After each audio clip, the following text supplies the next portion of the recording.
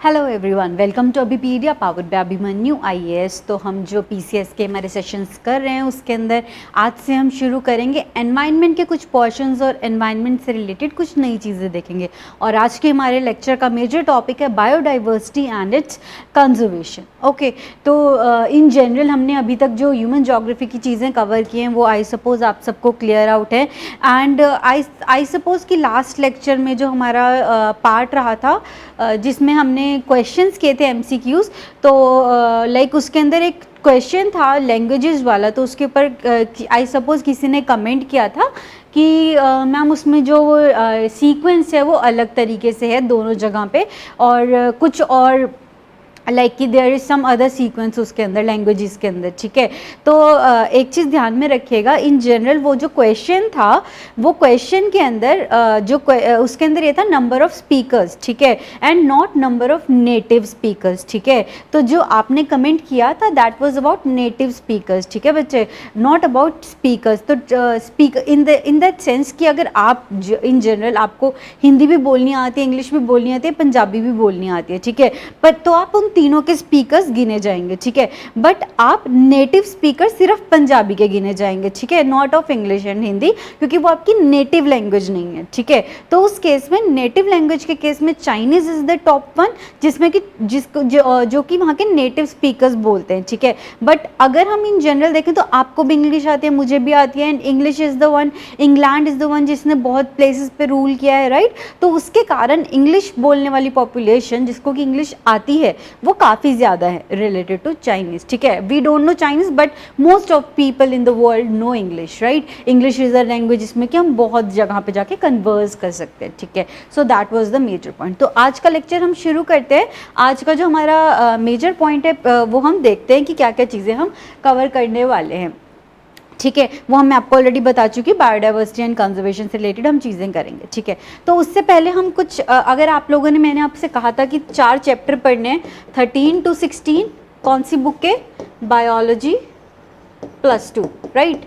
I suppose आप लोग ये चैप्टर्स पढ़ चुके होंगे, तो उसमें से मैं कुछ इंपॉर्टेंट चीज़ें जिनके ऊपर की क्वेश्चंस आते ही आते हैं या फिर बहुत ज़्यादा क्वेश्चंस बनते हैं, वो चीज़ों के ऊपर मैं बात करने लगी हूँ यहाँ पे। ठीक है, तो सबसे पहले शुरू करते हैं कुछ इंपॉर्टेंट कंसेप्ट्स के ऊपर कि किस तरीके से ऑर्गेनिजम्स रिस्पॉन्ड करते हैं टू एबायोटिक फैक्टर्स। एबायोटिक और बायोटिक में क्या डिफरेंस होता है? Biotic is the living conditions, living factors. For example कि जैसे कोई ह्यूमन मेरे सामने आएगा तो मैं उसके साथ किस तरीके से बिहेव करूंगी। ठीक है, that refers to as population interactions, कि मैं किस तरीके से बाकी एनिमल्स के साथ या बाकी बर्ड्स के साथ इंटरेक्ट करती हूँ, right. And this is about abiotic factors. Abiotic क्या है? जैसे कि टेम्परेचर, लाइट, वाटर, एयर। तो इस तरीके के फैक्टर्स जो हम चेंज नहीं कर सकते बट उनके साथ कुछ रिस्पॉन्ड कर सकते हैं। ठीक है, उनको कुछ और रिस्पॉन्स में कुछ कर सकते हैं उनके, राइट। तो उसमें ये 5 फैक्टर्स यहाँ पे आते हैं जो आप उनके लिए कर सकते हो। ठीक है, तो सबसे पहली चीज़ जो आप कर सकते हो that is you can regulate. Regulate का मतलब क्या होता है कि आप अपने टेम्परेचर को एक नॉर्मल रख के बाहर के एनवायरनमेंट को रेगुलेट करते रहें। फॉर एग्जांपल ह्यूमन बॉडी की अगर हम बात करें तो ह्यूमन बॉडी की जनरल टेम्परेचर पे 37 डिग्री सेल्सियस का जो टेम्परेचर उसका रहता है कि जिसको कि वो बर्दाश्त कर सकता है। ठीक है, तो इन जनरल अगर हम देखेंगे तो व्हाट विल हैपन इज कि अगर वो नॉर्मल टेम्परेचर से ऊपर जाएगा अगर टेम्परेचर, राइट, तो हम क्या करेंगे? स्वेटिंग करेंगे, जिससे क्या होगा? कूलिंग इफेक्ट होगा, राइट। एंड वही इन जनरल अगर जो टेम्परेचर है कहीं पे बहुत कम चला जाएगा तो व्हाट विल वी डू कि हमारी जो बॉडी है उसकी जो वो अलग तरीके से रिस्पॉन्ड करने लगती है। वी शिवर, अगर ठंड लगने लगती है हमें तो उससे क्या होता है? हमारी बॉडी के अंदर हीट प्रोड्यूस होती है, जिससे कि वो वापस जो हमारा टेम्परेचर है वो इंक्रीज होने लगता है। ठीक है, so this is about regulation. जब हमारी बॉडी कुछ ऐसे मैकेनिज्म्स डेवलप कर ले जिससे कि हमारी बॉडी उसको टेम्परेचर को रेगुलेट कर पाए। ठीक है, नेक्स्ट इज कन्फर्मर्स। कन्फर्मर्स क्या होते हैं? जो कि एनवायरनमेंट के हिसाब से खुद को कन्फर्म कर ले। कन्फर्म इन द सेंस कि जैसे कि अगर मान लीजिए कि अभी अगर सर्दियाँ आ गई हैं तो मुझे कुछ और तरीके से रहना है कि मैंने अपनी बॉडी का टेम्परेचर ही इतना ज़्यादा बढ़ा लिया कि मुझे ठंडी ना लगे, ठीक है। एक तो बात हुई कि आपने एक स्टेबल टेम्परेचर रखा, उसी के हिसाब से आपने जब ठंड लगी तो उसी पे आपने आने की कोशिश की, और गर्मी लगी तो वहीं पे आपने आने की कोशिश की, ठीक है। दैट इज रेगुलेशन, ठीक है। और कन्फर्मेशन इज, कन्फॉर्मर्स क्या होते हैं, वो ऑर्गेनिजम्स जो कि इन जनरल अगर ठंड लग रही है उन्हें तो वो अपनी बॉडी का टेम्परेचर ही बढ़ा लेंगे, ठीक है। यहाँ पे क्या हो रहा है, टेम्परेचर नहीं बढ़ रहा है, टेम्परेचर वही है, उस पर आप अपनी बॉडी की कंडीशंस लेके आ रहे हो। कन्फर्मर्स क्या कर रहे हैं, अपनी बॉडी का टेम्परेचर ही बढ़ा घटा रहे हैं, ओके। माइग्रेट इज क्या, आप वो जगह ही छोड़ के चले जाओ जहाँ पे आप रहना चाह रहे हो। एंड फोर्थ इज सस्पेंड, कि आप अपनी एक्टिविटीज ही सस्पेंड कर दो totally. For example hibernation, right. Hibernation में क्या होता है कि जो जैसे अगर हम लिजर्ड्स की बात करें तो वो क्या करते हैं, स्ट्रेट अवे 6 मंथ्स जो विंटर्स के होते हैं तो वो अपनी अगर बॉडी को ना रेगुलेट कर पा रहे, ना कंफर्म कर पा रहे, ना वो माइग्रेट कर पा रहे, तो what will they do is just suspend their activity, not doing anything, just going to sleep, hibernate themselves, ठीक है। that is called as suspending, ठीक है। totally suspend कर देना अपनी एक्टिविटी को। Last is adaptations. Adaptations basically अगर आप बुक के अंदर देखेंगे तो ये चारों जो फैक्टर्स अलग दिए हुए हैं और अडेप्टेशंस अलग दी हुई हैं। Adaptation is basically a long term effect. Long term effect क्या होता है, फॉर एग्जांपल कि आप अपनी बॉडी को रेगुलेट कर रहे हैं, ठीक है। आपकी बॉडी ने एक रेगुलेट किया हुआ है खुद को कि उसको इतने टेम्परेचर पे अच्छा लगता है, ठीक है। But what if you migrate to some other place. मान लीजिए कि आप इंडिया में रहते हैं, इंडिया में आपको यहाँ के एटमॉस्फेयर के हिसाब से खुद को रेगुलेट करने की आदत पड़ी हुई है, ठीक है। अब आप क्या करेंगे, जैसे ही आपकी बॉडी कनाडा में अगर मान लीजिए आप शिफ्ट हो गए तो कनाडा के हिसाब से आपकी बॉडी अपने टेम्परेचर को रेगुलेट करने लगेगी, राइट। तो धीरे धीरे क्या होगा, वो रेगुलेशन मैकेनिज्म इतना स्ट्रॉन्ग हो जाएगा कि आपकी बॉडी वहाँ के एनवायरनमेंट के साथ ही अडेप्ट कर लेगी। तो आपको इन जनरल बहुत ज़्यादा रेगुलेशन नहीं करना पड़ेगा अपनी बॉडी को वहाँ के टेम्परेचर के हिसाब से एडजस्ट कराने के लिए, ठीक है। So that is called as adaptation, जो कि हम लॉन्ग टर्म रेगुलेशन कन्फर्मेशन कहेंगे, उसको क्या कहेंगे, लॉन्ग टर्म या फिर परमानेंट एक तरीके से कहेंगे कि जब आप अडेप्ट ही कर ले। फॉर एग्जाम्पल अगर हम एवोल्यूशन थ्योरी देखते हैं तो एवोल्यूशन थ्योरी में क्या हुआ है, बेसिकली फिशेस थी, फिशेस को जब ज़रूरत लगी कि that they have to go to land also, right, कि उनको कुछ ऐसी पाथ्स जो हैं वो डेवलप करने पड़ेंगे कि वो लैंड पे भी जा सके, ठीक है। तो उससे क्या हुई, एम्फीबियंस डेवलप हुए, फिर रेप्टाइल्स डेवलप हुए, उसके बाद रेप्टाइल्स धीरे धीरे आगे इवॉल्व हुए, राइट, मैमल्स के अंदर इवॉल्व हुए। तो इस तरीके से जो ये एवोल्यूशन चलती है वो भी यही हुई कि अडाप्टेशन, बेसिकली कि आप इन जनरल जो आपको सीक्वेंसेस मिलते जा रहे हैं, जैसे जैसे आपकी बॉडी को एनवायरनमेंट मिलता जा रहा है आप उस हिसाब से अडेप्ट करें, ठीक है। नेक्स्ट आता है पॉपुलेशन इंटरैक्शन पे। इसके ऊपर भी बहुत बार क्वेश्चंस जो हैं वो पूछे जाते हैं, ठीक है।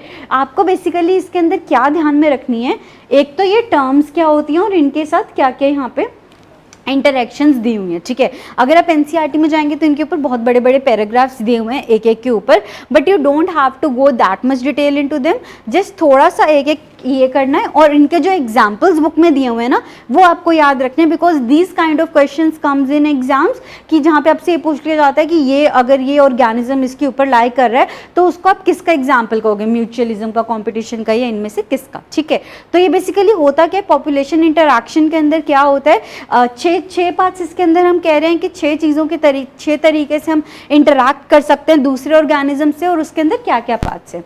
First is mutualism. म्यूचुअलिज्म मतलब दोनों का बेनिफिट हो रहा है, both organisms are getting benefited. For example lichens and fungus. अगर आपने बायोलॉजी अभी तक कंप्लीट कर ली है अपनी तो उसके अंदर एक बड़ा ही एग्जाम्पल आता है लिचन्स और फंगस का, जो कि इतने ज़्यादा क्लोज निट सोसाइटी के अंदर रहते हैं कि आप एक्चुअली अगर कभी देखेंगे भी लाइफ में तो आप उनको डिफ्रेंशिएट नहीं कर पाएंगे, ठीक है। सो उस पूरी एसोसिएशन को आप लिचन्स एंड फंगस के एसोसिएशन को म्यूचुअलिज्म कहेंगे, जहाँ पे कि एक ऑर्गेनिज्म जो कि लिचन्स हैं वो फूड प्रोवाइड करके देता है, फूड प्रोवाइड करता है पूरे अपने ऑर्गेनिज्म के लिए, और जो फंगस है वो बाकी सब जो न्यूट्रिएंट्स है वो प्रोवाइड करता है, ठीक है। सो इस तरीके से दोनों एक दूसरे के साथ म्यूचुअलिज्म के तरीके से रहते हैं, ठीक है। नेक्स्ट इज कंपटीशन, जहाँ पे कि ना एक को फायदा है ना दूसरे को फायदा, बल्कि दोनों को क्या हो रहा है, नुकसान हो रहा है, ठीक है। फॉर एग्जाम्पल हम यहाँ पे एक एग्जाम्पल ले सकते हैं, टाइगर एंड लॉयन। बेसिकली यहाँ पे दोनों को नुकसान की भी हम नहीं कह रहे हैं, एक तरीके से मैं आपको एग्जाम्पल देके बता रही हूँ, this is not an exact example of competition, अगर मैं इन जनरल कहूँ आपको सिर्फ समझने के लिए, ठीक है। एक डियर दिख रहा है टाइगर को भी और लायन को भी, ठीक है। एक डियर है, उसके ऊपर दोनों ने रिलाई करना है, दोनों उसको खाना चाहते हैं, ठीक है। तो टाइगर और लायन के बीच में क्या है, कंपटीशन है, ठीक है। अब बट इसके अंदर दोनों का नुकसान कैसे होगा, व्हाट इफ अगर दोनों उसको अटैक करें एंड दोनों ही उसको हाफ हाफ खाएं, तो व्हाट विल हैपन इज कि जो टाइगर और लायन है दोनों को वो और हाफ हाफ मिला, ठीक है। तो ना एक को फुल मिल पाया, दोनों का क्या हुआ, नुकसान हुआ एक तरीके से। एक कंपटीशन के अंदर क्या होता है, दोनों ऑर्गेनिज्म सेम चीज के लिए जब लड़ते हैं, सेम स्पेस के लिए जब लड़ते हैं, तो दोनों को कहीं ना कहीं एडजस्ट करना पड़ता है, ठीक है। तो इसके लिए जो एग्जाम्पल्स होंगे बुक में वो आपको ध्यान रखने पड़ेंगे। मैंने अपनी तरफ से एक एग्जाम्पल लिया है टाइगर एंड लायन का, जिसमें कि आपको समझाने के लिए कि कंपटीशन में किस तरीके से दोनों का नुकसान होगा, ठीक है। नेक्स्ट हम बात करते हैं प्रिडेशन की। प्रिडेशन में क्या होता है, एक ऑर्गेनिज्म का फायदा और दूसरे का नुकसान, और वो कैसे कि वो एक दूसरे के ऊपर रिलाई कर रहे हैं, खा रहे हैं। For example tiger and deer, like tiger deer को खा जाएगा, डियर का क्या हुआ, नुकसान हुआ, और टाइगर का क्या हुआ, फायदा हुआ, उसको फूड न्यूट्रिशन मिला, right. This is what predation.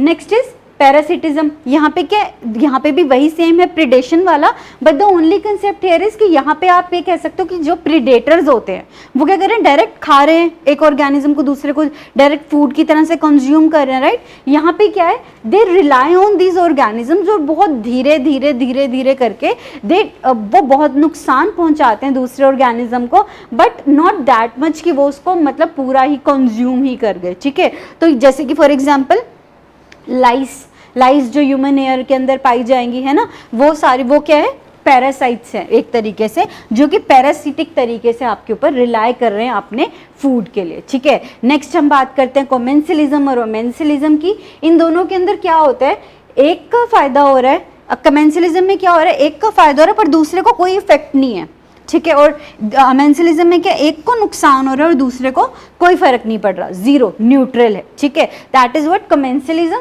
And amensalism, okay, ठीक है। तो इन दोनों के अंदर के एग्जाम्पल हम समझते हैं, जहाँ पे एक का फायदा हो रहा है और दूसरे को कुछ नहीं है, that is epiphyte on a mango branch.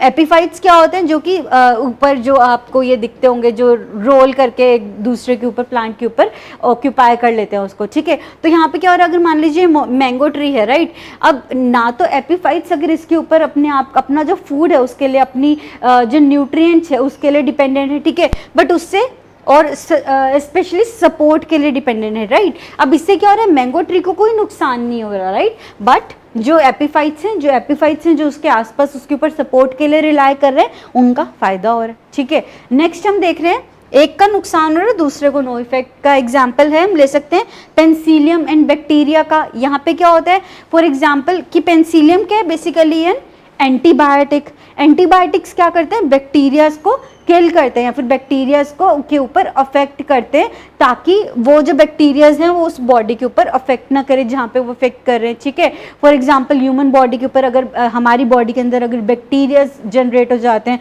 तो उसको न्यूट्रलाइज करने के लिए पेंसिलियम इफेक्ट किया जाता है, ठीक है। तो इससे क्या होता है, पेंसिलियम को कुछ इफेक्ट नहीं हो रहा, पेंसिलियम बेसिकली एक फंगस होता है, ठीक है। तो इससे क्या होता है, इसको कोई फर्क नहीं पड़ रहा, बट जो बैक्टीरिया है उसको नुकसान हो रहा है, इट इज गेटिंग किल्ड, ठीक है। So this is an example of population interaction, जब वो एबायोटिक फैक्टर्स के साथ इंटरैक्ट करता है और जब वो बायोटिक फैक्टर्स के साथ इंटरैक्ट करता है, दैट्स इट। बाकी डिटेल में अगर आपको समझना है तो बुक में जाइए, बुक में अच्छे से पढ़िए। एक जनरल मैंने आपको एक एग्जांपल्स दिया है कि कौन कौन सी जो चीज़ें हैं बुक के अंदर से वो आपको उठानी है, ठीक है। नेक्स्ट देखते हैं, नेक्स्ट स्लाइड। शुरू करते हैं बायोडाइवर्सिटी के साथ, ठीक है। Now this is that 15th chapter जो है उसके अंदर से ये आएगा। जो 13th और 14th चैप्टर है उसके अंदर मेजरली क्या था, वो जो हमने अभी बात की वो टर्म्स कुछ ऐसी थी जहाँ पे कि समझने में दिक्कत आ सकती है, regulation, conformation, migration, suspension, basically इनमें हो क्या रहा है, तो वो मेजर हमने चीज़ें की हैं जो 13th में चैप्टर में था, ठीक है। और अगर हम 14th चैप्टर की बात करें उसके अंदर बेसिकली इकोलॉजिकल पिरामिड्स और इकोलॉजिकल साइकिल, सक्सेशन, इनकी बात हो रही है। तो वो एक बार अच्छे से समझने की कोशिश करना कि एनवायरनमेंट के अंदर किस तरीके से एक ऑर्गेनिज्म दूसरे ऑर्गेनिज्म के ऊपर रिलाई करता है, तो न्यूट्रिएंट्स कैसे शिफ्ट होते हैं एक लेवल से दूसरे लेवल पे, ठीक है। नॉट मच टू, अब मैं वहां पे ज्यादा नहीं जाना चाहूंगी, हम बायोडाइवर्सिटी एंड कंजर्वेशन के ऊपर ध्यान देते हैं। बाकी अगर आपको कहीं पे भी कोई डाउट हो तो आप कमेंट सेक्शन में जाके पूछ सकते हैं, ठीक है। हमारी वेबसाइट पर जाइए, वेबसाइट के ऊपर जो इस वीडियो के नीचे लिंक दिया हुआ है उसके अंदर एक वेबसाइट एड्रेस दिया होगा, ठीक है। तो उसके ऊपर क्लिक कीजिएगा और वहाँ पे आपको एक पूरा हमारा जो ONC है वो खुल जाएगा इस पूरे जो क्लास है आपकी PCS का। तो आपको पिछली सारी क्लासेस भी वहीं पे मिल जाएंगी। तो वहाँ पे इस क्लास के नीचे कमेंट कर दीजिएगा, तो मेरे पास डायरेक्टली वो कमेंट जो है वो मेल आ जाएगी, ठीक है। नेक्स्ट आप देखते हैं बायोडाइवर्सिटी क्या होती है। बायोडाइवर्सिटी जो टर्म है वो पॉपुलराइज की एडवर्ड विल्सन नाम के एक सोशियो बायोलॉजिस्ट ने। तो इसका मतलब क्या कहा उन्होंने कि बेसिकली होती क्या है biodiversity. Biodiversity is the combined diversity of all the levels of biological organisation. जब हम सारे लेवल्स की सारी ऑर्गेनाइजेशन की एक कंबाइंड डाइवर्सिटी देखें कि कितना उसमें चेंजेस जो हैं हमें ऑब्जर्व कर पा रहे, that is called as combined diversity. Okay, ठीक है। तो ये 3 लेवल्स कौन से हैं? अगर हम इन लेवल्स की बात करें तो इनमें 3 मेजर लेवल्स जो हैं वो पाए जाते हैं इस बायोडाइवर्सिटी के अंदर, और वो कौन से हैं? First is genetic diversity, next is species diversity and third is ecological diversity. इन तीनों का मतलब एक एक करके समझना। मैं थोड़ा साइड हट जाता हूँ ताकि आपको अगर ये पढ़ना है पॉज करके तो आप पढ़ सकें, ठीक है। ओके, सो जेनेटिक डाइवर्सिटी का क्या मतलब है? जेनेटिक डाइवर्सिटी से मतलब है हमारा कि जब एक ही जीन्स का फर्क हो एक बॉडी के अंदर जीन्स का जब फर्क हो, ठीक है, जीन्स का।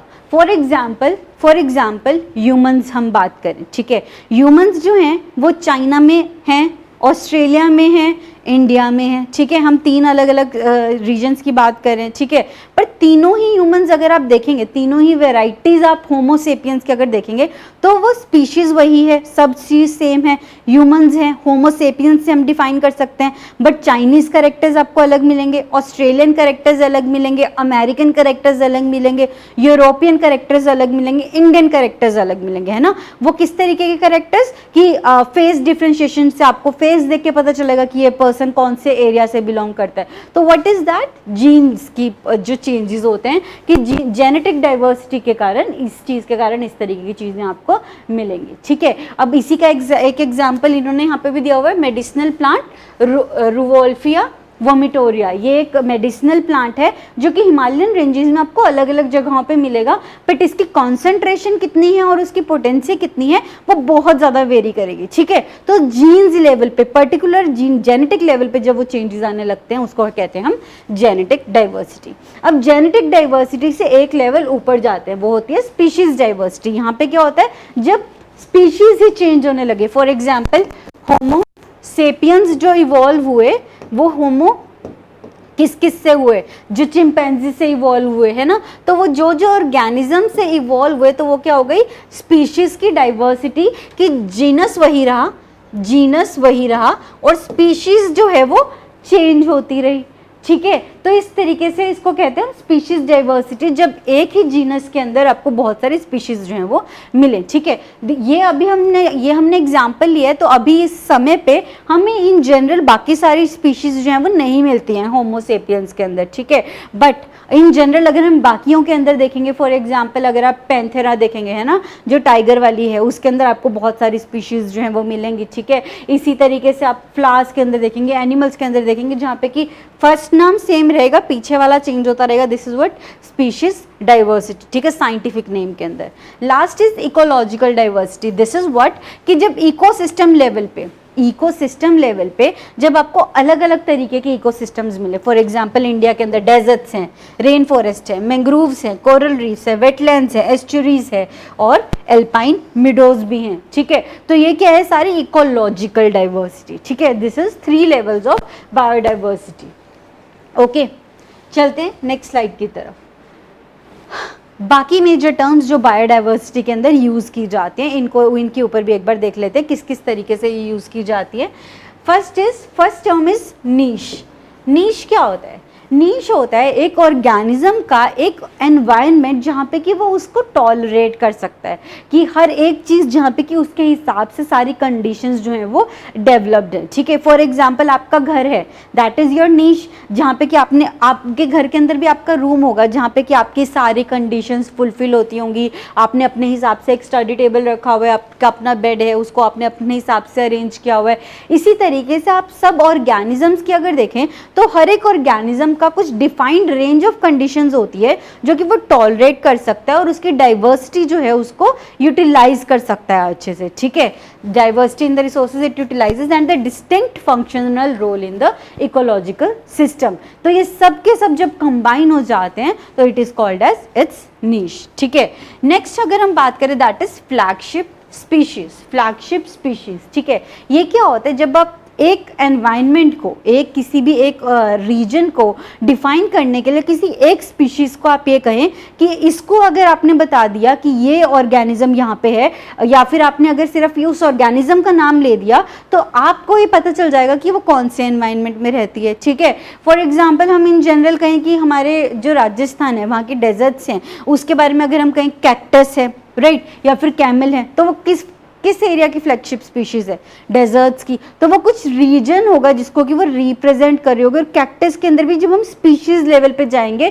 कि वो किसी रीजन तक लिमिटेड होगी। ठीक है, कैक्टाई के आगे टर्म क्या यूज होता है, जब अपने कैक्टस के अंदर भी बहुत अलग अलग तरीके की स्पीशीज होती हैं। ठीक है, तो अगर जब आप एक पर्टिकुलर स्पीशीज को, एक कोई एनवायरनमेंट को दिखाने के लिए जब आप यूज करते हो, that is a flagship species. Basically वहां पे यूज ज्यादा की जाती है जब आप एक एनवायरमेंटल कॉज की बात कर रहे हो। ठीक है, एक एनवायरमेंटल कॉज की बात कर रहे हो। फॉर एग्जांपल टाइगर्स की अगर हम बात करें, इंडिया के टाइगर्स हैं, है ना, उनकी स्पीशीज जो इंडियन टाइगर्स है ना, तो उसको आपने एक रिप्रेजेंट किया हुआ है कि वो इंडिया के अंदर एक बहुत ही इंपॉर्टेंट स्पीशीज है, तो वो इंडिया की डाइवर्सिटी के लिए, बाकी इन जनरल बायोलॉजिकल डाइवर्सिटी के लिए बहुत इंपॉर्टेंट है। तो that is flagship species in India. ठीक है, इसी तरीके से there is this keystone species.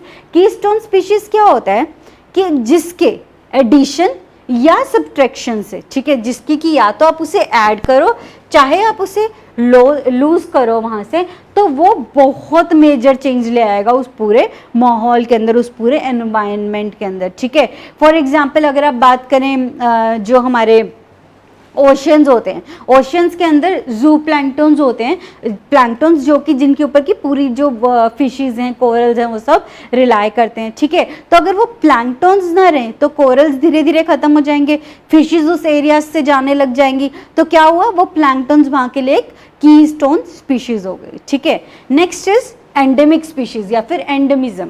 Endemic species हम किसके लिए यूज करते हैं, एंडेमिक स्पीशीज हम यूज करते हैं कुछ उन स्पीशीज के लिए जो कि उस एरिया में स्पेशली पाई जाती है, यानी कि जैसे कि किसी भी आइलैंड में, किसी भी नेशन में, कंट्री में, या किसी भी रीजन को इंडिजीनियस है, जो वहीं पे ही ओरिजिन हुई और वहीं पे ही अगर आप वो रहेगी स्पीशीज तो वो अच्छे से थ्राइव कर पाएगी। और अगर आप उसको कहीं और माइग्रेट कर देते हो तो आपको वही सेम कंडीशंस क्रिएट करनी पड़ेंगी जो उसके एंडेमिक एनवायरनमेंट में थी, क्योंकि that was the major reason that it got evolved. ठीक है, that is the major thing about endemic species. All right, I hope this is clear to all of you. All right,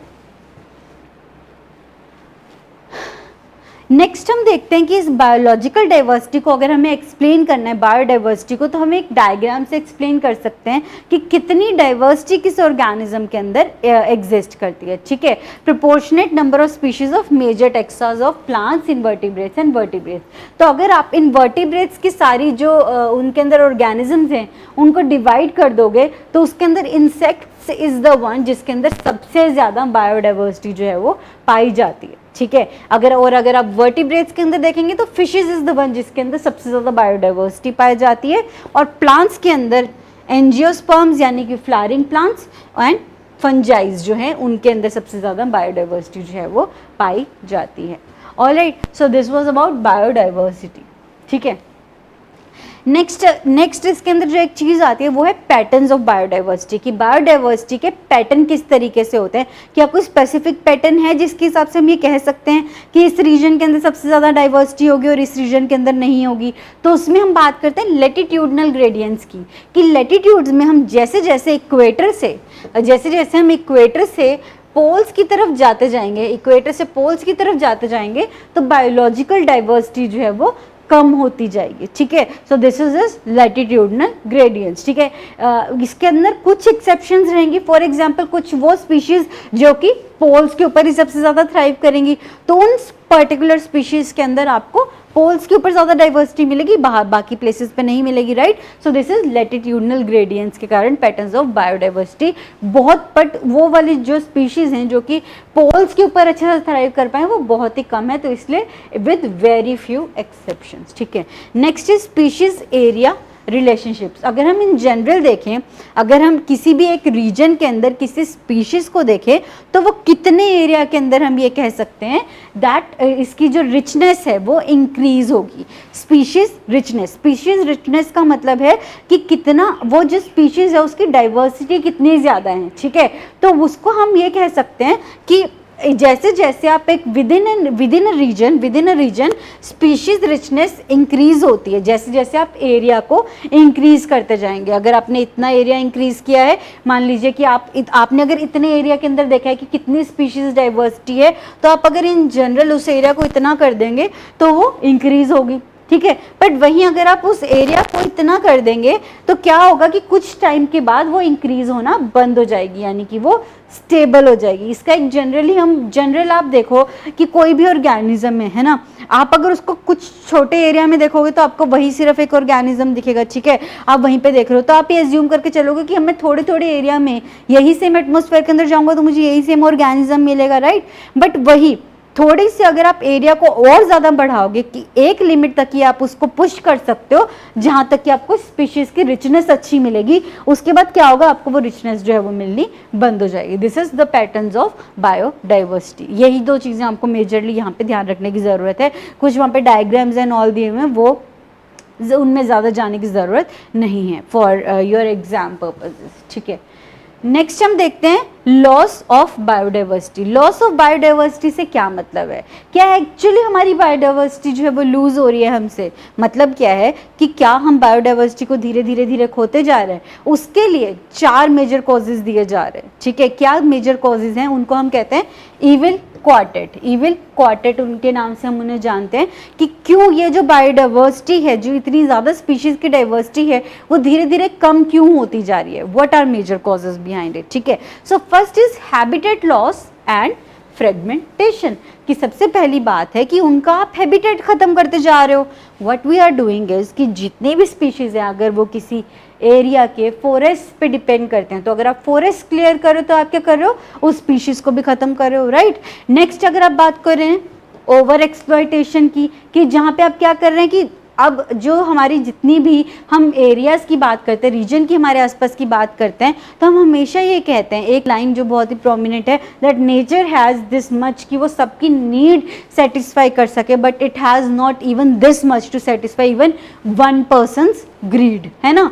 तो जब need धीरे धीरे grid बनती जा रही है तो आप क्या कर रहे हैं कि ओवर एक्सप्लॉइट कर रहे हैं, ठीक है। फॉर एग्जाम्पल आपको पेपर की ज़रूरत थी तो आपने ट्री से काट के पेपर बनाया, ठीक है। बट जैसे जैसे पेपर का यूसेज बढ़ता गया तो यू रियलाइज कि अरे पेपर तो बहुत ज़्यादा यूज़ हो रहा है, पेपर बहुत ज़्यादा बिकेगा भी, तो वो क्या हुआ, कमर्शियल यूसेज के लिए यूज़ होने लग गया, ठीक है। तो अब क्या थी, पहले पेपर जो था वो ज़रूरत थी, अब वो क्या बन गया, एक तरीके से ग्रीड बन गया कि आप उसको ओवर यूटिलाइज करते जा रहे हैं, जिसके कारण आप ओवर कटिंग ऑफ ट्रीज कर रहे हैं, ठीक है। Need turning to the greeds, ठीक है। Next is alien species invasions. Alien species invasions का क्या मतलब है कि जब आप किसी और रीजन की स्पीशीज को कहीं और के एरिया के अंदर इंट्रोड्यूस कर दो, ठीक है, तो वो क्या करे, वो उस एरिया को सारा क्लियर आउट कर दे और वहाँ की जितनी भी वहाँ पे पोटेंशियल था वो खुद ही एज्यूम कर ले। फॉर एग्जाम्पल यहाँ पे एक एग्जाम्पल है नाइल पर्च का। नाइल पर्च क्या किया गया, वहाँ पे अफ्रीका के अंदर नाइल पर्च को इंट्रोड्यूस किया गया लेक विक्टोरिया में। Lake Victoria is the largest lake of Africa, ठीक है। इन ईस्ट अफ्रीका के अंदर जब यहाँ पे इंट्रोड्यूस किया गया इसको नाइल पर्च को, तो इसने क्या किया, धीरे धीरे वहाँ की जो basically uniquely ecologically unique assemblage थी अराउंड 200 स्पीशीज ऑफ फिशेज की, वो एक्सटिंक्ट हो गई, क्यों? Just because of this reason कि आपने बाहर से एक ऑर्गेनिज्म को, एक बाहर किसी एलियन स्पीशीज को उस एनवायरनमेंट के अंदर इंट्रोड्यूस किया, ठीक है। तो वो बेसिकली क्या किया करता है कि वहाँ की जो स्पीशीज हैं उसके साथ वहाँ पे कंपटीशन हो जाता है बहुत ज़्यादा, धीरे धीरे वो कंपटीशन जो है वो उस ऑर्गेनिज्म के डिले के अंदर पहुंच जाता है कि उसको सफिशिएंट न्यूट्रिएंट्स नहीं मिल पाएगा, वो अपनी पॉपुलेशन को लिमिट कर लेगा, पॉपुलेशन को लिमिट कर लेगा तो धीरे धीरे धीरे वो वहाँ से एक्सटिंक्ट होना या फिर वहाँ से गायब होना शुरू हो जाएगा, ठीक है। This is alien species invasion. Next is secondary extinction, जिसको कि हम को एक्सटिंक्शन भी कह सकते हैं। बेसिकली ये क्या होता है, जब आप एक एरिया से किसी एक ऑर्गेनिज्म का एक्सटिंक्शन होता है, फॉर एग्जाम्पल अगर हम टाइगर्स की बात करें, अभी टाइगर्स इंडिया के अंदर प्रेजेंट हैं, कुछ समय पहले वो डिक्लाइन हो रहे थे but now they have started increasing, ठीक है। तो अब अगर आप इस की बात करें कि टाइगर्स मान लीजिए इंडिया से एक्सटिंक्ट हो जाते हैं, तो उसके कारण बाकी जिन स्पीशीज पे जो फर्क पड़ेगा, टाइगर्स तो एक्सटिंक्ट हो गए तो वो क्या होगी, प्राइमरी एक्सटिंक्शन, ठीक है। टाइगर्स का एक्सटिंक्ट होना इज प्राइमरी एक्सटिंक्शन, बट उसके एक्सटिंक्ट होने के कारण और कौन सी स्पीशीज होंगी जहाँ पे जो हैबिटेट होगा जिसके कारण कि टाइगर्स इवॉल्व कर रहे होंगे। फॉर एग्जाम्पल टाइगर्स हैं, वो किसी एरिया के डियर्स को खा रहे हैं, है ना, और डियर्स क्या करते हैं, प्लांट्स को खाते हैं वहाँ के, है ना। तो अब टाइगर्स का होना क्या एक्सप्लेन करता है, डियर्स का होना, मतलब जो प्लांट्स है उसका थोड़ा प्रोटेक्ट होना, क्योंकि टाइगर्स डियर्स की पॉपुलेशन को कंट्रोल में रखेंगे, ठीक है। तो अब टाइगर्स डियर्स की पॉपुलेशन को कंट्रोल में रखे हुए, तो उससे क्या हो रहा है, जो हमारे ग्रास है वो सारा एरिया जो है वो हमारा प्रोटेक्ट हो रहा है एक तरीके से, है ना। इसको इकोलॉजिकल तरीके से देखना है, ठीक है। बट वहीं दूसरे तरीके से अगर हम देखें कि अगर टाइगर्स नहीं रहे, डियर्स की पॉपुलेशन अब क्या हुई उस एरिया में, बहुत ज़्यादा इनवेरिएबली इंक्रीज होने लग जाएगी, ठीक है। अब डियर्स की पॉपुलेशन वहाँ पे इनवेरिएबली इंक्रीज होगी तो धीरे धीरे वो वहाँ का सारा एरिया का ग्रास खत्म कर लेंगे, राइट। और धीरे धीरे जैसे ही वो उस एरिया का सारा ग्रास खत्म कर लेंगे, उसके बाद क्या होगा, वहाँ पे ग्रास भी खत्म हो जाएगा। ग्रास खत्म हो गया तो धीरे धीरे वहाँ के डियर्स भी एक्सटिंक्ट होना शुरू हो जाएंगे। तो ये क्या हुआ, को एक्सटिंक्शन, समझे। एक बार फिर से मैं आपको समझाती हूँ मैंने क्या बोला है अभी। हम क्या कह रहे हैं, ये तो जनरल है ना, आप सबको पता है, ग्रास डियर खाएगा, डियर को टाइगर खाएगा, जनरल, बहुत जनरल एग्जांपल, बहुत ज़्यादा यहाँ पे फैक्टर्स इन्वॉल्व होते हैं, बट हम जस्ट जनरली कह रहे हैं, ठीक है। तो क्या क्या हुआ यहाँ पे, फर्स्ट थिंग क्या हुई, टाइगर एक्सटिंक्ट हुआ तो क्या हुआ, प्राइमरी एक्सटिंक्शन। अब यहाँ पे दो स्पीशीज रह गई हैं, डियर और ग्रास की, ठीक है। तो यानी कि अब डियर जो हैं वो ग्रास को खाते जा रहे हैं, राइट, डियर्स जो हैं वो ग्रास को खाते जा रहे हैं, राइट। तो क्या हुआ, धीरे धीरे ग्रास भी एक्सटिंक्ट हो गई। अब डियर के पास कुछ खाने को नहीं बचा तो धीरे धीरे डियर भी एक्सटिंक्ट हो गए। This is what, secondary extinction या फिर को एक्सटिंक्शन। इसी को आप बाकी सारी बहुत ज़्यादा स्पीशीज के ऊपर लागू कर सकते हैं, ठीक है। जैसे कि यहाँ पे एक एग्जांपल दिया हुआ है, जब एक होस्ट फिश स्पीशीज जो कि उस पैरासाइट्स को खाती है, तो अगर वो एक्सटिंक्ट हो जाते हैं तो वो पैरासाइट्स भी धीरे धीरे एक्सटिंक्ट होने लग जाते हैं। This is about loss of biodiversity, ठीक है। नेक्स्ट हम आते हैं हाउ टू कंजर्व बायोडाइवर्सिटी के ऊपर। ये हम कंटिन्यू करेंगे हमारी नेक्स्ट क्लास के अंदर, तब तक के लिए पढ़ते रहिएगा अच्छे से। वैसे इन जनरल अगर हम बात करें तो जितना एनसीईआरटी के अंदर से हम निकाल सकते थे वो यहाँ पे पूरा हो चुका है। तो डू कवर दोज एनसीईआरटीज, जितना हमने अभी तक किया है उन चीज़ों के ऊपर भी फोकस करना, और वैसे भी in general make some notes for this 4 chapters, ताकि वो बार बार एनसीईआरटीज को पढ़ना ना पड़े और थोड़े आपके पास नोट्स है, क्योंकि बहुत सारी एनसीईआरटीज के अंदर, बल्कि this is the main thing कि वहाँ पे बहुत सारी एक्स्ट्रा इन्फॉर्मेशन भी दी होती है जो आपको नहीं भी चाहिए होती है, स्पेसिफिकली फॉर एग्जाम पर्पज अगर आप देख रहे हैं, ठीक है। अगर आप वैसे इन्फॉर्मेशन कलेक्टर हैं तो आपको सब इन्फॉर्मेशन रिक्वायर्ड है, बट एग्जाम पर्पज से हम यहाँ पे बात कर रहे हैं, ठीक है। तो आपको वहाँ पे से बहुत सारी चीज़ें होंगी जो नहीं चाहिए होंगी, तो उनको हटा के मेजर चीज़ों को नोट्स बना के वहाँ से निकाल लीजिए, ठीक है। नेक्स्ट क्लास में हम देखते हैं बायोडाइवर्सिटी कंजर्वेशन के बारे में। तब तक के लिए thank you so much. Motivation अपनी बनाए रखिए, अच्छे से पढ़ते रहिए और थैंक यू सो मच। अलविदा।